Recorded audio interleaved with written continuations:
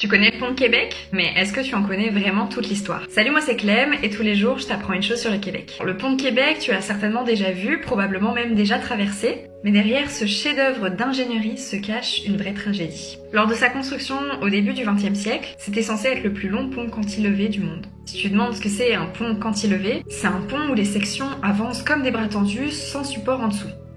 Idéal pour traverser des rivières, un peu comme le fleuve Saint-Laurent par exemple. Mais en 1907, pendant les travaux, le pont s'effondre et le bilan est terrible. Il y a plus de 75 morts.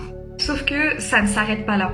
En 1916, alors qu'on essaie d'installer une énorme section centrale du pont, celle-ci tombe à nouveau et tue 13 autres travailleurs. Il faudra alors attendre 1919, soit 19 ans après le début de sa construction, pour que le pont se termine enfin. Aujourd'hui, le pont de Québec, c'est une merveille d'ingénierie, parce qu'évidemment, il y a eu beaucoup d'améliorations sur les techniques de construction, mais c'est aussi un symbole de résilience. Et depuis cette tragédie, il est pour tradition, pour les ingénieurs du Québec, de porter une bague de fer.